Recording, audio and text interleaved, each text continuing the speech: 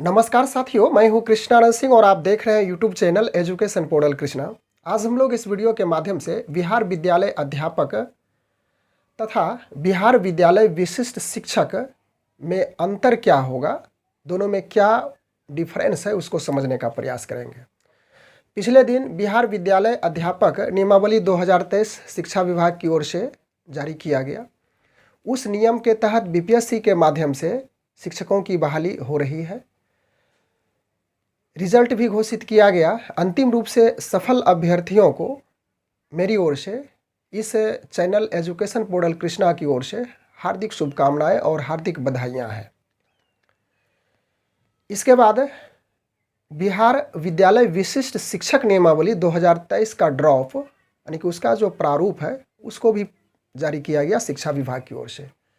इसमें सलाह भी मांगी गई कि इसमें क्या संशोधन किया जा सकता है। लोगों के द्वारा, नियोजित शिक्षकों के द्वारा बहुत सारे सुझाव भी दिए गए हैं। अब आगे चल कर के देखना इसमें क्या क्या फेरबदल, क्या क्या परिवर्तन हो सकता है।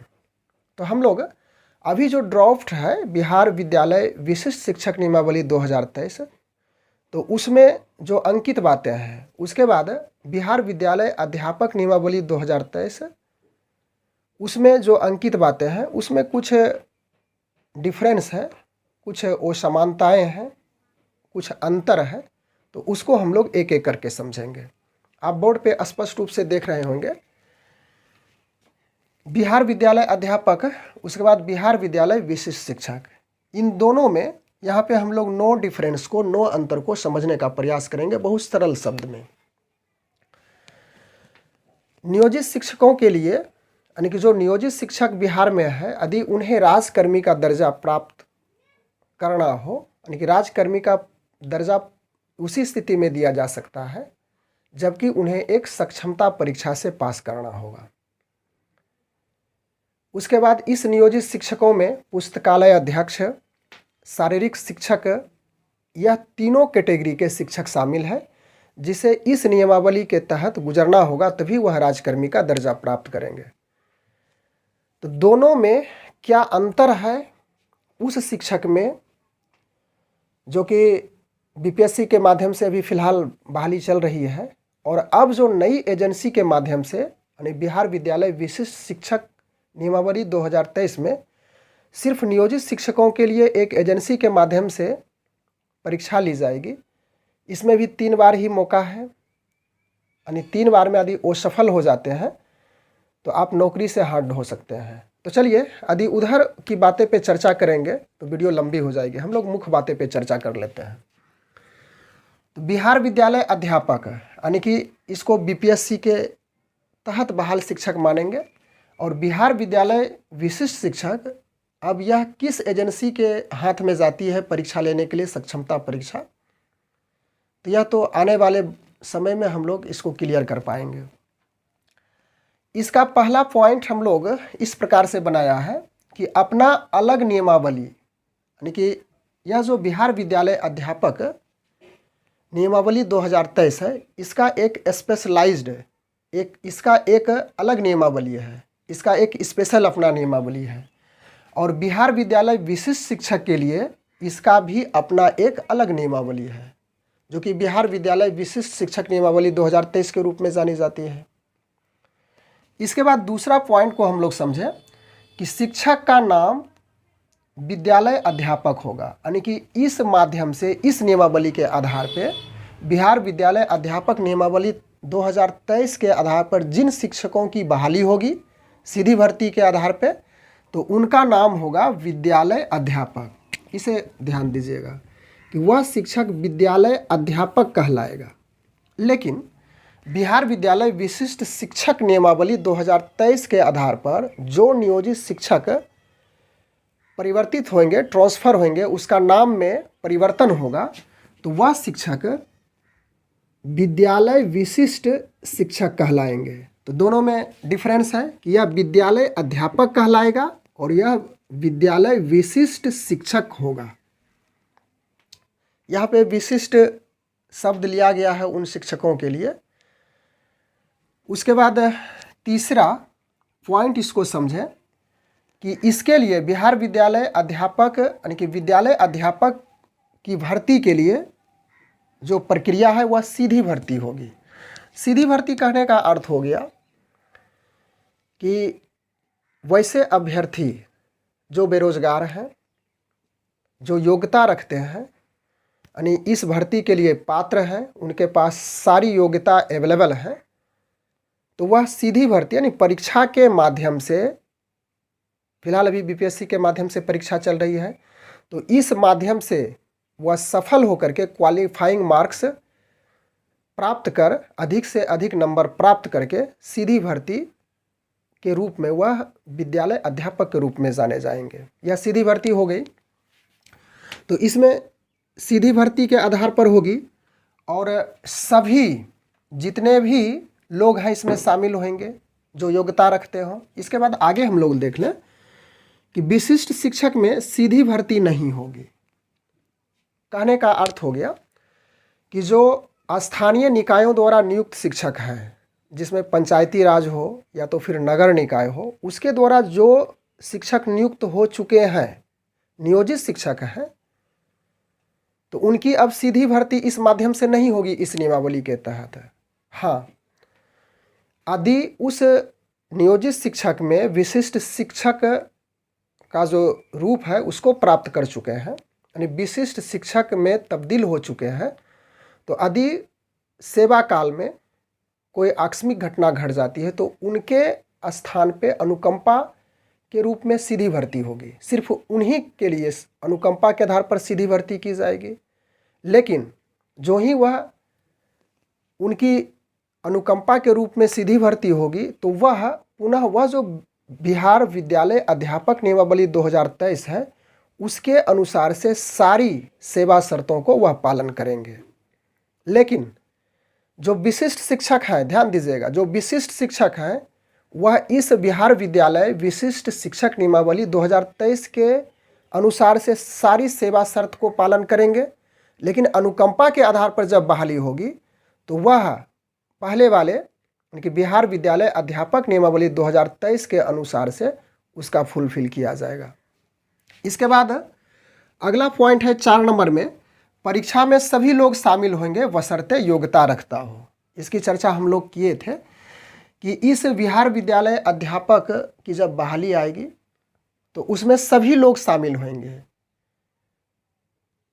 बशर्ते उनकी योग्यता, जो पात्रता चाहिए, जो क्वालिफिकेशन चाहिए वह फुलफिल करता हो वह कैंडिडेट। लेकिन इसमें बिहार विद्यालय विशिष्ट शिक्षक में परीक्षा में सिर्फ नियोजित शिक्षक ही भाग लेंगे, यानी कि उन नियोजित शिक्षकों को जो बिहार में अभी कार्यरत हैं, राजकर्मी का दर्जा प्राप्त करने के लिए, उन्हें राजकर्मी का दर्जा प्राप्त हो तो उन्हें एक परीक्षा से गुजरना होगा। तो वह परीक्षा सिर्फ नियोजित शिक्षकों के लिए ही होगी और उस नियोजित शिक्षकों में पुस्तकालय अध्यक्ष और शारीरिक शिक्षक भी शामिल हैं। इसमें कोई अन्य अभ्यर्थी शामिल नहीं हो सकता है। इसके बाद इसका जो संवर्ग होगा, यानी कि जब एक ऐसा समय आएगा 50-60 साल, जितना साल भी हो, या तो 60 साल की जो नौकरी है इसमें किसी का 10 साल होगा, किसी का 20 साल, किसी का 30 साल, तो उतना दिन आते आते 40 साल में इन नियोजित शिक्षकों का नाम ही समाप्त हो जाएगा। यानी कि स्थानीय निकाय द्वारा जो नियुक्त शिक्षक है उनका नाम ही समाप्त हो जाएगा। उसके बाद संभवतः आने वाले समय में विशिष्ट शिक्षकों की संख्या शून्य हो जाएगी। तो यही है कि परीक्षा में सिर्फ नियोजित शिक्षक ही भाग लेंगे, इसके अलावा कोई नहीं लेंगे। फिर आगे हम लोग 5 नंबर पॉइंट पे चर्चा कर लेते हैं। मूल वेतन में सीटीए तथा पेंशन एड है। आप ध्यान दीजिएगा कि बिहार विद्यालय अध्यापक के तहत जो शिक्षक बहाल होंगे उसके लिए यानी 1 to 5 के लिए 25,000 रुपया मूल वेतन है। इसके बाद 6 to 8 की बात करें तो उसके लिए 28,000 है। फिर 9 to 10 की बात करें तो 31,000 है और 11 to 12 की बात करें तो वहाँ पे उसके लिए वेतन निर्धारण है 32,000 रुपया। तो यह जो बेसिक सैलरी है, मूल वेतन है, इसमें डीए, 42%, HRA 8%, यानी 6 to 8 से लेकर के, यानी कि 6 से लेकर के 12 तक में वेतन में उसका HRA 8% ऐड किया जाएगा।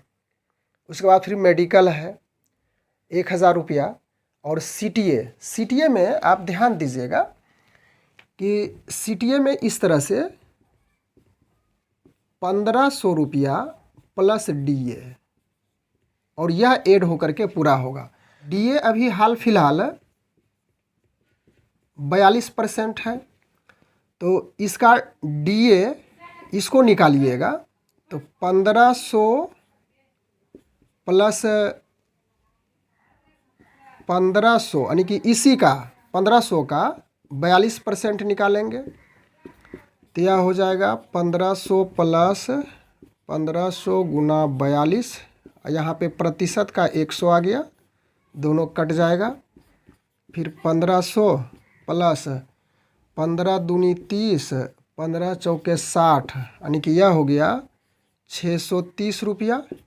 इसको दोनों जोड़ दीजिए, 6 5 11, यानी कि 2130 रुपया, यही वहाँ पे शो कर रहा है। आप चार्ट देखिएगा तो डायरेक्ट CTA 2130 रुपया दिया हुआ है। हम लोग यहाँ पे इसका एक्सप्लेन करके समझे कि किस प्रकार से 2130 रुपया हुआ। तो यह CTA और पेंशन भी इंक्लूड है, पेंशन को भी जोड़ा गया है। पेंशन में 14% है, यानी मूल वेतन का।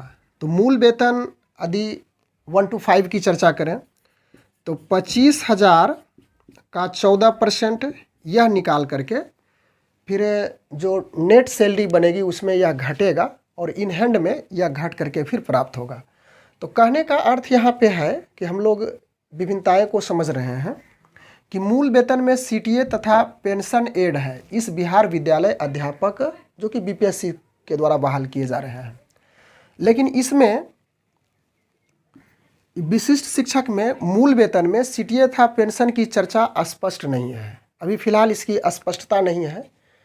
जो ही इसका एक संशोधित प्रारूप, एक संशोधित नोटिफिकेशन नहीं आ जाता है, तब तक इसके बारे में हम लोग कुछ कह नहीं सकते हैं। तो इसमें मूल वेतन में इसके बारे में CTA और पेंशन के बारे में चर्चा नहीं है, लेकिन जब संशोधित आएगी तो हो सकता है यह सारी चीज़ें उसमें एक्सप्लेन किया हुआ रहे, क्लियर किया हुआ रहे। इसके बाद आगे चलें 6ठा नंबर में, तो जिला संवर्ग का शिक्षक होगा कौन? जो BPSC से बहाल हो रहे हैं, और यह विशिष्ट शिक्षक यह भी जिला संवर्ग का होगा। तो यहाँ पे एक बात आ जाती है कि जब दोनों जिला संवर्ग का होगा तो यहाँ पे दोनों को अलग रखने की क्या आवश्यकता हुई और यह क्यों रखा गया है, तो यह तो शिक्षा विभाग ही बता सकती है कि रखने का क्या कारण है। जब क्लियरेंस होगा तो सारी स्पष्टता होगी। तो इस BPSC के द्वारा जो शिक्षक बहाल होकर के आएंगे, इसका एक अलग संवर्ग होगा, जिला कैडर ही होगा। इसका भी अलग संवर्ग होगा और जिला कैडर भी होगा। इसके बाद 7वां नंबर है ग्रेजुएटी मिलेगी इसमें BPSC से जो शिक्षक बहाल होंगे। लेकिन यह जो विशिष्ट शिक्षक है, ग्रेजुएटी की कोई चर्चा स्पष्ट रूप से नहीं की गई है। हो सकता है कि यह नियमावली संक्षिप्त हो, जब यह फाइनल बन करके आएगी नियमावली तो उसमें विशेष रूप से चर्चा की गई हो। ग्रेजुएटी को आप समझते होंगे कि वैसे कर्मी जिनका अंतिम वेतन का जो मूल वेतन है उसमें DA जोड़ना है, उसके बाद फिर दोनों जोड़ करके गुणनफल 15 से करेंगे, और कितने साल की नौकरी हुई, कितने साल तक आप सेवा दिए हैं तो उतना से गुना करेंगे, और सभी में डिवाइड करेंगे 26 से। तो इसी के आधार पे उसको ग्रेजुएटी का लाभ मिल जाता है। इसके बाद 8वां है NPS/OPS मिलेगा। अभी इसकी स्पष्टता नहीं है कि NPS मिलेगी या तो फिर OPS मिलेगी। यानी NPS कहने का अर्थ हो गया कि न्यू पेंशन स्कीम, और OPS का हो गया ओल्ड पेंशन स्कीम, यानी कि पहले जो पेंशन दी जाती थी पुरानी पेंशन वह मिलेगी या तो फिर NPS मिलेगी। तो इसकी विशेष रूप से उसमें स्पष्टता नहीं है, लेकिन कुछ ना कुछ तो NPS ही मिले या तो फिर OPS मिले, यह तो मिलना ही मिलना है BPSC से जो बहाल होकर के शिक्षक आएंगे। लेकिन यहाँ पे बिहार विद्यालय विशिष्ट शिक्षक में इसकी स्पष्ट चर्चा नहीं की गई है। हो सकता है ईपीएफ की ही कटौती होते रहे, क्योंकि बहुत सारे शिक्षकों की बहुत दिनों से ईपीएफ की कटौती हो रही है 1800 रुपये की, तो वही करता रहे, इसकी स्पष्टता नहीं है। तो यह भी एक विभिन्नताएँ हैं। इसके बाद 9th नंबर में हम लोग आ चुके हैं। अंतिम पॉइंट है, फेल होते हैं तो कोई बात नहीं। कहने का अर्थ हो गया कि इसमें बिहार विद्यालय अध्यापक में विद्यार्थी शामिल होते हैं, वह कहीं पे नौकरी नहीं कर रहे हैं, बेरोजगार हैं। उस बेरोजगारी को दूर करने के लिए उनके पास यदि योग्यता है तो इस क्षेत्र में आते हैं। तो यदि वह फेल हो जाते हैं, 3 बार चांस इसमें भी रखा गया है। बिहार विद्यालय अध्यापक नियमावली के तहत 3 बार मौका दिया गया है, 3 बार के बाद आप परीक्षा नहीं दे सकते हैं। तो सपोज कीजिए कि आपने सफल नहीं हो पाया, तो कोई बात नहीं, अलग कहीं पे दूसरा डिपार्टमेंट चुनना है, वहाँ पे नौकरी पक्की करनी है। लेकिन इसमें यदि बिहार विद्यालय विशिष्ट शिक्षक में फेल होते हैं तो नौकरी गंवानी होगी। बहुत महत्वपूर्ण बातें हैं, नौकरी गंवानी पड़ेगी। 3 बार इसमें भी मौका दिया है, सक्षमता परीक्षा से गुजरना होगा। प्रशासनिक विभाग का कहना है कि एक एजेंसी के माध्यम से परीक्षा ली जाएगी। यदि 3 बार वो सफल होते हैं तो आपको नौकरी से हाथ धोना पड़ेगा, नौकरी सेवा से मुक्त किया जाएगा।